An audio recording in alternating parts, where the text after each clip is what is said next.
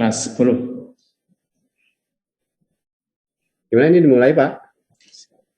Pak Goni, lanjut Pak Goni untuk dipandu. Ayo, monggo Pak. Silakan dipandu aja.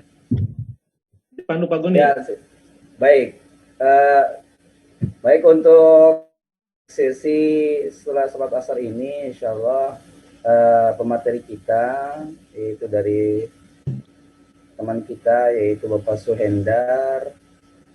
Mohon kesediaannya teman-teman dari peserta untuk menjadi siswa-siswanya, merespon, menindaklanjuti, mencermati, dan juga menanyakan sehingga kelas itu menjadi aktif.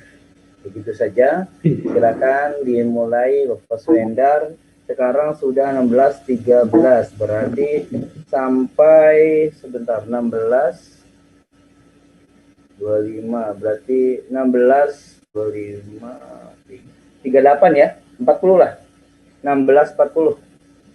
Monggo. Baik, terima kasih. Kita mulai saja. Bismillahirrahmanirrahim. Assalamualaikum warahmatullahi wabarakatuh. Waalaikumsalam warahmatullahi wabarakatuh. Selamat sore anak-anakku sekalian. Apa kabar semuanya? Baik? Baik, Mbak. Alhamdulillah. Alhamdulillahirabbil alamin wassalatu wassalamu ala asrofil anbiya wal mursalin wa ala alihi washabbihi ajmain amma ba'du. Alhamdulillah, pada hari ini kita semua bisa berjumpa kembali, bertatap muka dalam mata pelajaran akidah akhlak dalam keadaan sehat walafiat. Mudah-mudahan kita semua senantiasa terhindar dari wabah yang saat ini sedang merajalela, yaitu COVID-19. Maka dari itu tetap jaga kesehatan, jangan lupa protokol kesehatan harus tetap dipatuhi ya. Jangan lupa, karena walaupun ya begitulah, COVID itu virus yang tidak terlihat, jadi kita harus benar-benar hati-hati untuk menjaga virus itu supaya tidak masuk ke dalam tubuh kita ya, anak-anakku sekalian. Ya, Pak. Dan untuk selanjutnya, sebelum kita mulai pelajaran, marilah kita sama-sama membacakan basmalah bersama-sama. Bismillahirrahmanirrahim. Dan sebelum ke materi, saya ingin mengecek dulu kehadiran ya. Barangkali siapa yang tidak hadir pada hari ini. Semuanya hadir? Atau ada yang tidak hadir? Hadir semua, Pak. Hadir semua, Pak. Oh, hadir semua, alhamdulillah ya. Berarti kita semua masih tetap diberi diberi kesempatan untuk senantiasa menuntut ilmu, dan mudah-mudahan berkah menuntut ilmu kita semua bisa ditinggikan derajatnya oleh Allah Subhanahu wa taala. Amin. Baik, sebelum ke materi inti, yaitu materi pada hari ini, yaitu tentang silakan dilihat slide-nya dan siapkan catatannya ya. Nanti yang penting-penting silakan dicatat. Ya, silakanlah yang perlu dicatat, atau kalau sekiranya mampu disimpan di pikiran lebih bagus ya gitu. Dan materi hari ini itu tentang seharusnya kita menghindari perbuatan syirik ya. Dan sebelum ke materi ini, saya ingin mengingatkan atau mengulang kembali materi yang minggu kemarin. Masih ingat tidak? Yang minggu kemarin materinya apa kira-kira? Ada yang masih ingat? Lupa ya? Lupa, Pak. Oh, lupa. Materi yang kita bahas minggu kemarin atau pertemuan terakhir yaitu tentang adab menengok orang yang sakit. Nah, ingat? Nah, itu materi yang minggu kemarin. Masih ada yang ingat adab menengok orang yang sakit? Bagaimana Ingat, saja? Pak, sedikit tapi, Pak. Sedikit, ya. Di antaranya kita ketika masuk ke dalam rumahnya harus apa? Harus apa kira-kira? Harus buat ucap salam, Pak. Ya, mengucap salam ya, kemudian mengulurkan tangan kita ya. Kemudian kita mengajukan pertanyaan-pertanyaan kecil terkait penyakit apa yang diderita ya, kemudian sejak kapan beliau sakit begitu ya. Itulah diantaranya adab menengok orang yang sakit. Dan untuk hari ini kita langsung saja ke materi tentang seharusnya kita menghindari perbuatan syirik. Nah, sebelum ke materi di sini ada tujuan pembelajaran ya. Silakan ini dilihat dan dicermati. Jadi maksudnya atau tujuan pembelajaran materi ini yaitu setelah mengamati, menanya, mengeksplorasi, mengasosiasi, dan mengkomunikasikan, peserta didik menjelaskan pengertian syirik, menyebutkan dalil yang melarang perbuatan syirik, menjelaskan macam-macam perbuatan syirik, mengemukakan contoh perbuatan syirik yang sering muncul di masyarakat, dan bahaya, serta menjelaskan cara menghindari dari perbuatan syirik ya. Jadi diharapkan nanti setelah selesai pembelajaran ini diharapkan kalian bisa memahami dan bisa mengamalkannya sesuai dengan yang barusan ya, yang barusan disebutkan. Dan di sini ada juga yang akan dibahas, yaitu yang pertama pengertian syirik, kemudian dalil tentang larangan syirik, kemudian nanti akan ada hadis tentang larangan syirik, kemudian bagaimana cara menghindari perbuatan syirik, dan apa bahayanya dari perbuatan syirik, kemudian macam-macam syirik. Nah, itu adalah materi atau sub-sub materi yang akan dibahas pada kesempatan kali ini. Dan di sini silahkan dilihat anak-anakku sekalian, ada gambar ya, kelihatan tidak? Gambar? Halo, ada masih ada, ini connect? Ada Pak, ada kelihatan. Dikhawatirkan ini pada tidur atau kemana ya? Ini, ini kira-kira ini kelihatan gambarnya tidak Bu? Maaf ya. Kelihatan Pak. Nah, silakan ini dicermati gambarnya. Kira-kira gambar yang pertama itu boleh dikomentari siapa yang bisa atau yang mau mengomentari gambar yang pertama. Ayo coba, barangkali. Pak, mohon sebentar ini Pak. Ini ada Pak dosen mau masuk, dari tadi nggak bisa karena admin belum mengizinkan masuk. Ini adminnya Pak Andi Muhammad Sopandi, silakan di admit semuanya Pak dosen dan teman-teman yang lainnya. Terima kasih. Lanjut Pak, sebentar. Dilanjut ya, sudah Pak? Ayo. Nah, tadi saya menyuruh untuk mencermati gambar yang tertera di layar. Kira-kira siapa yang mau mengomentari gambar tersebut atau memberikan gagasan terkait gambar tersebut? Ayo, siapa yang berani? Nia. Atau yang mau menjawab? Nih. Masih ada, ini masih ada. Gambar yang mana Pak ya? Ya, yang itu yang pertama Pak. Yang pertama yang ada gambar hewan. Gambar sapi itu Pak ya? Sapi. Sapi ya coba Pak ya? dikomentari, barangkali ada yang mau mengomentari terkait gambar tersebut. Itu sapi lagi di apa Pak ya? Mau diburu Pak ya? Nah, mau diburu, kira-kira itu? Iya Pak ya? Sapi mau dikorbanin ya Pak? Mau dikurbanin? Ada lagi yang lain? Kira-kira yang mau mengemukakan ini, mengomentari gambar yang pertama yang tentang apa itu ya? Kira-kira? Atau cukup? Baik, kalau cukup, nah ini gambar yang pertama. Tadi bukan diburu ya, bukan untuk kurban, tapi ini adalah patung sapi yang dijadikan berhala ya oleh orang-orang bangsa apa ini, bangsa Quraisy ya. Nah, jadi zaman dulu itu zaman bangsa Quraisy sebelum masuk Islam kan kebanyakan itu menyembah apa? Berhala, patung-patung ya. Yang kedua, kira-kira itu gambar apa? Ada yang bisa mengomentari? Yang tengah? Itu gambar orang lagi bikin teh Pak ya? Oh, bikin teh. Oh iya. Yang lain barangkali. Sesajen, sesajen. Itu Pak. Buat dukun sesajen. Dukun. Oh, badukun. Ya, bagus. Atau bisa. Yang lain. Sesajen. Yang lain. Sajen. Sesajen. Sesajen itu apa ya? Apa ya? Kayak buat dukun tuh. Oh, Jadi kan syirik. Ramuan-ramuan ya? Bikin jam. Apa? Bukan, apa bukan kira-kira? jamuan, tapi kayak buat itu tuh. Ya buat syirik, kayak buat sembah gitu. Oh, Menyan, Pak. Menyan, iya menyan. Oh, iya bagus. Menyan. Menyan ya? Oh, Iya, Pak. Bagus ya. Jawaban dari kalian semuanya benar ya. Cuma ini bukan membuat teh, maaf ya. Nah, tapi ini adalah salah satu bentuk perbuatan syirik, yaitu perbuatan dukun ya, yang membuat gitu ya, ramuan-ramuan buat itu syarat ya.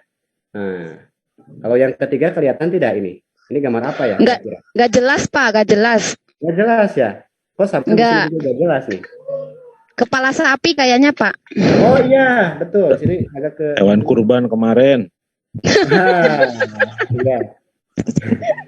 Hewan kurban yang kemarin.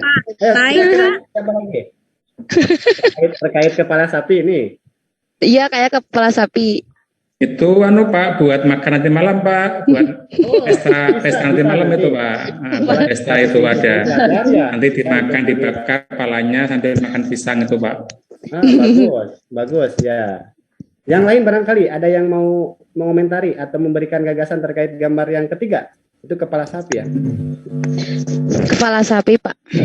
Oh iya. Nah, ini betul sebenarnya. Tapi kayaknya bukan untuk dipasak atau di sayur ini kepala sapinya nih. Tapi ini adalah kepala sapi yang akan dijadikan apa? Sesajen. Sesajen. Sesajen biasanya dikirim kemana? Ke laut ya, untuk apa, kalau di Nyiroro Kidul atau yang itulah, seperti itulah kegiatan-kegiatan atau orang-orang seperti itulah yang selalu berbuat syirik. Nah, baik, terima kasih. Itu sekitar gambar atau mengomentari gambar yang saya tampilkan ya. Untuk selanjutnya kita lanjutkan. Pengertian syirik. Barangkali kalian pernah tidak mendengar kata syirik? Pernah, Pak, sering. Pernah Pak, sering Pak. Ih, kamu syirik ya sama saya ya. Itu Pak. Kamu syirik ya sama saya. Syirik ya. Kalau syirik kan kemarin teman saya bilang gitu Pak. Ih, syirik sama saya kamu ya. Nah, kalau syirik yang seperti itu bukan yang saya maksud atau yang akan dipelajari hari ini ya. Kalau syirik yang barusan Pak Turoji sebutkan itu adalah iri ya. Nah, beda iri dengan syirik yang akan dibahas pada kesempatan kali ini. Coba sekarang kalian tadi sudah sering mendengar kata syirik. Coba sekarang kira-kira syirik itu apa? Syirik itu coba. Syirik itu apa ya? Menduakan Allah. Benar apa enggak, Pak? Bagus. Barangkali yang lain coba. Allah, Pak. Apa? Perbuatan yang dilarang agama, Pak. Bagus. Apa lagi? Ada lagi? Cukup. Baik, kalau cukup semuanya jawaban betul ya. Nah, sekarang betul Pak saya Pak. Betul ya. Nah, kalau secara bahasa kata syirik itu berasal dari kata apa? Al-musyariku. Yang berarti apa? Sekutu. Kayak company Pak ya, sekutu Pak ya. Sekutu apa coba sekutu? Kayak company Pak ya, Portugis itu ya Pak ya. Kayak Amerika apa? Ya. Amerika itu sekutu Pak ya. Iya, sekutu Amerika. Jadi apa sekutu itu? Ada di itu temannya Amerika itu Pak, sekutu sama Israel Pak ya. Sekutu. Berarti tidak satu ya. Betul tidak?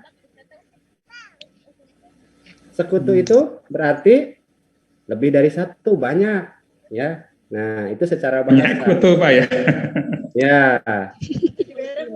Sekarang kita lanjut ke secara istilah. Pengertian syirik secara istilah adalah ucapan, perbuatan, pemikiran, keyakinan menyekutukan Allah dengan yang lain. Seakan ada yang maha kuasa di samping Allah Subhanahu wa Ta'ala.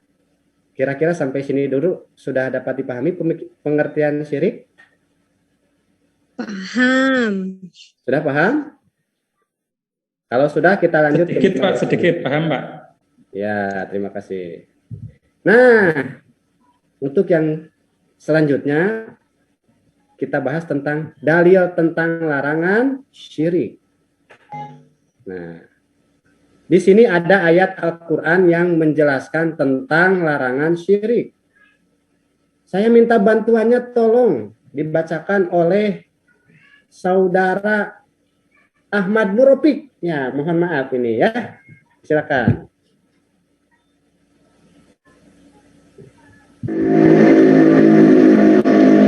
Bismillahirrahmanirrahim. Innallaha la yaghfiruna ayyushraka bihi wa yaghfiru ma dzuna dzalika liman yasha'a wa may yusyrik billahi faqad iftara isman aziman. Luar biasa. Subhanallah ya, bacaannya sangat fasih, luar biasa, sangat sip, bagus ya. Terima kasih saudara Ahmad Muropik, dan saya minta bantuannya, tolong dibacakan artinya ya oleh Ibu Nurlina ada, oleh saudari Nurlina ada. Dirong Pak. Iya, coba dibacakan artinya, mohon maaf ya. Ya, artinya sesungguhnya Allah tidak akan mengampuni dosa syirik dan Dia mengampuni segala dosa yang selain dari syirik itu. Bagi siapa yang dihendaki, bagi siapa yang dikehendakinya, barang siapa yang mempersekutukan Allah, maka sungguh ia telah melakukan dosa yang besar. Quran surat. Tanpa ini nggak kelihatan pas bagian. Oh iya ya, kepotong ya? Ya Pak. Oh, dikecilin aja. Atau sudah begini aja, kira-kira? Kalau ini sama, kepotong tidak? Sama saja Mas. Sama saja ya? Tidak, nggak apa-apa, diperbesar aja. Nah, lanjut aja ya. Lanjut aja Pak. Baik. Nah, itu dalil yang menjelaskan tentang larangan syirik terdapat dalam Quran surat An-Nisa, di mana di dalamnya bahwa Allah tidak akan mengampuni dosa syirik, ya.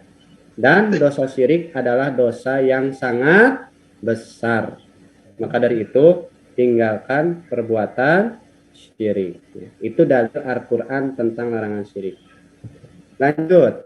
Nah, kalau tadi dalil Al-Quran, kalau sekarang ada hadis tentang larangan syirik. Coba minta bantuannya, bisa dibacain oleh ini siapa ya? Ibu, ini siapa? Neng Rohaidah ada? Neng Rohaidah ada? Ada Pak. Oh ini, tolong dibacain ini yang hadis yang pertama. Yang pertama, Bismillahirrahmanirrahim. Siapa yang bersumpah dengan nama selain Allah, maka dia telah kufur atau syirik. Udah Pak. Hadis riwayat siapa Neng? Hadis riwayat Tirmizi. Oh iya. Terima kasih ya, jelas di sini sudah dijelaskan. Barang siapa yang bersumpah dengan nama Allah, maka dia telah kufur atau syirik. Itu hadis yang pertama. Ada juga hadis yang kedua. Coba dibacakan oleh siapa ya? Neng Nurul ada? Nurul Aini ada? Hadir? Kemana ya? Oh sudah. Ini mungkin ya sudah sibuk. Coba oleh Paturaji ada? Ya Pak. Ya, ini tolong dibantu dibacain yang kedua, hadis yang kedua tentang larangan syirik. Sesungguhnya mantra, azimat, dan guna-guna adalah perbuatan syirik. Hadis riwayat Ibnu Hibban, Pak. Iya, terima kasih. Di sini ada yang masih menggunakan jimat atau yang pernah menggunakan jimat, mantra ada? Ada Pak. Ada Pak. Barangkali di sini ada yang yang meyakini bahwa batu ali adalah jimat saya menuju kesuksesan. Ada di sini ada? Nggak ada, Pak. Alhamdulillah ya. Jangan ya. Kalau Kalau pakai boleh nggak, Pak? kalau boleh ya. Asalkan jangan dianggap bahwa batu ali tersebut bisa dijadikan jimat ya. Nah, nggak boleh itu. Paham ya sampai sini ya? Lanjut hadis yang ketiga, coba oleh saudara Imam Mustafid ada? Dir, Pak. Ya, coba dibacakan tolong ya, yang keras. Barang siapa yang datang kepada tukang ramal, kemudian ia bertanya tentang sesuatu dan membenarkan apa yang dikatakannya, maka Allah tidak akan menerima sholatnya selama 40 hari. Hadis riwayat Muslim. Terima kasih, sangat jelas yang dibacakan oleh saudara Imam Mustafid. Ya, nih di sini hadis yang ketiga tentang larangan syirik. Bahwasanya siapa yang datang kepada tukang ramal atau dukun kemudian bertanya sesuatu dan meyakininya, maka Allah tidak akan menerima sholatnya selama berapa hari? 10 hari. 40 hari. Oh, itu bahaya ya. Jangan sampai kita terjerumus ke dalam perbuatan syirik. Sampai sini sudah dipahami? Kita lanjut Belum, ya. Pak. Ada yang belum, Pak. Kita lanjut. Pak, belum, Pak. Belum apa? Tadi kok Ini ada lagi? sholatnya tidak diterima 40 hari itu berarti gimana, Pak? Berarti nggak perlu sholat, nggak usah sholat aja, Pak ya, daripada nggak diterima, Pak. Iya. Jadi perbuatan syirik itu, ya, walaupun kita sering sholat, puasa 3 bulan penuh, tetapi ketika kita berbuat syirik, nah maka ibadahnya itu sia-sia, ya. Maka jangan macam-macam ya kalian ya. Hati-hati ini, bahaya. Sudah paham? Bisa dilanjut? Iya, Pak. Ya, kita lanjut ya. Macam-macam syirik. Yang pertama ada syirik akbar, yang kedua ada syirik asgor.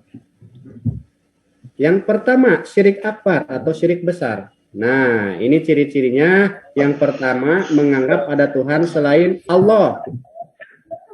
Yang kedua menganggap Tuhan mempunyai anak. Tuhan mempunyai anak tidak? Kira-kira? Tidak. Ada yang bisa menjelaskan ayat Al-Quran yang menjelaskan bahwa Allah tidak beranak dan tidak diperanakan? Ada yang bisa? Ada? Ada, Pak. Nggak ada? Al-Ikhlas, Pak. Al-Ikhlas ayat berapa? Coba dibacakan biar lebih jelas. Walam Ayo, yakul siapa? Lam yalid.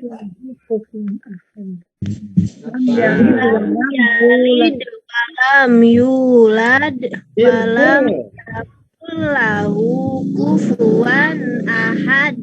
Aduh, semuanya memang pintar-pintar ya. Luar biasa, terima kasih. Yang ketiga menyembah berhala, matahari, pohon, dan lain-lain. Nah, ketika ada yang menyembah berhala, matahari, pohon, kemudian bintang dan sebagainya, menyembah selain Allah, maka itu sudah termasuk dalam kategori syirik akbar dan bisa mengakibatkan pelaku tersebut keluar dari agama Islam. Ya. Yang kedua, syirik asgor atau syirik kecil. Nah, ini contohnya ria. Apa itu ria? Ada yang bisa ria itu apa? Pamer. Hah? Pamer, ya. Apalagi? Ingin dipuji oleh orang lain. Jadi hati-hati ketika kita ibadah tujuannya ingin dipuji oleh orang lain, itu sudah termasuk dalam kategori syirik asgor atau syirik kecil. Yang kedua, menganggap orang lain bisa memberi kesembuhan. Nah, ketika kita berangkat ke dokter misalkan, kemudian dokter memberikan resep, kemudian kita sembuh, dan ketika sembuh kita beranggapan bahwa kita sembuh oleh dokter, nah itu syirik asgor, ya. Jadi kita tidak boleh menganggap bahwa dokter itu yang memberikan kesembuhan. Nah, tapi siapa kira-kira? Allah. Allah Subhanahu wa taala, ya. Kemudian bersumpah dengan selain Allah, kemudian memakai ajimat. Nah, itu salah satu syirik asghar kecil. Paham sampai sini, paham? Kita waktunya tinggal beberapa menit lagi ya. Kita dipercepat saja. Baik? Ya, lanjut. Bahaya perbuatan syirik. Yang pertama, amalan soleh yang sudah dikerjakan oleh orang-orang yang berbuat syirik akan lenyap dan sia-sia. Ya, sudah saya sebutkan tadi, rajin ibadah, rajin sholat, sunat, dan sholat wajib, puasa, zakat. Tapi kita berbuat syirik, nah maka ibadahnya itu akan lenyap dan sia-sia. Yang kedua, orang-orang musyrik benar-benar melakukan kezaliman yang sangat nyata, ya. Ini kayak kelihatan nih. Kemudian akan masuk ke dalam neraka jahanam. Neraka jahanam itu yang gimana ya kira-kira? Ada yang tahu? Ada yang tahu neraka jahanam? Ibu Nurul? Nurul? Neng Nurul? Neng Nurul? Neraka jahanam adalah neraka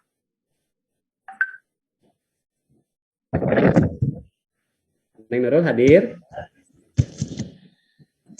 Belum tahu, Pak. Belum tahu. Soalnya belum pernah ngalaman dan nggak mau. Oh iya. Tapi harus tahu ya, kalau teorinya harus tahu neraka jahanam itu yang bagaimana ya, supaya kita itu takut dan bisa menjadi pelajaran ya. Jadi neraka jahanam itu adalah neraka yang paling apa? Coba patologi.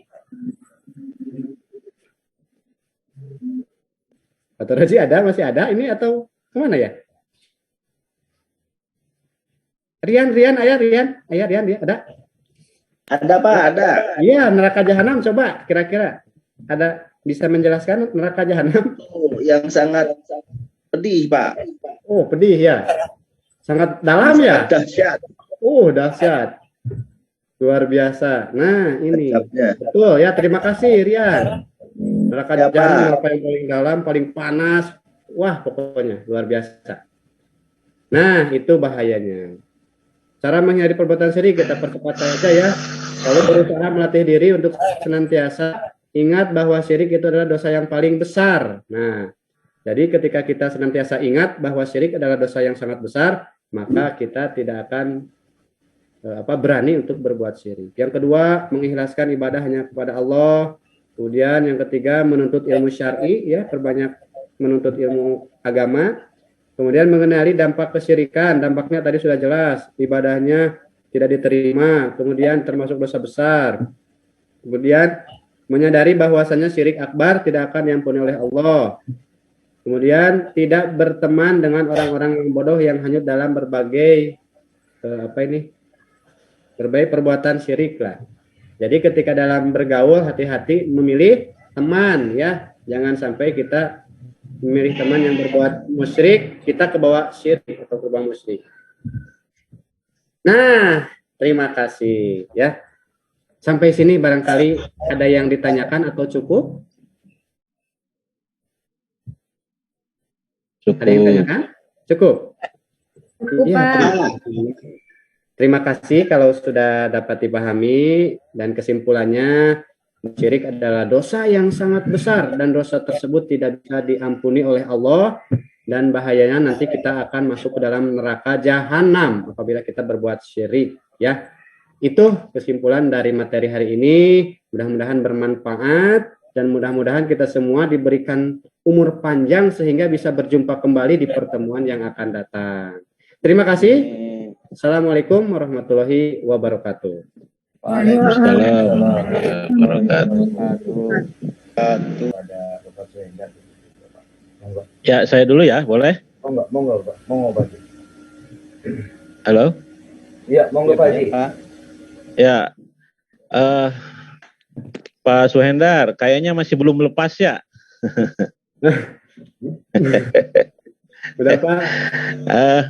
Jadi dengan tatap maya atau tatap online ini harusnya memang kita sebagai guru ya seperti biasanya aja.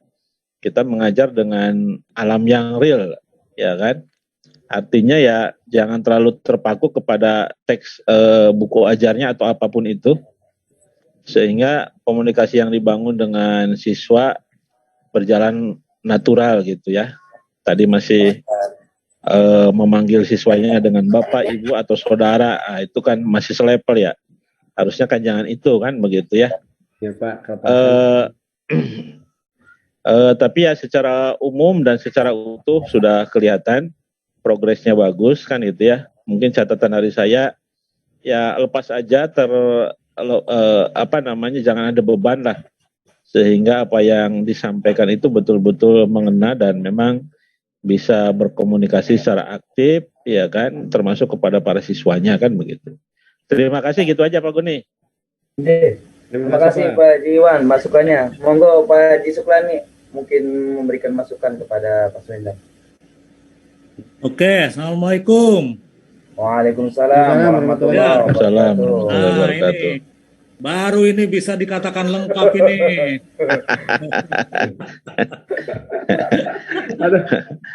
Mungkin harusnya sore-sore Pak.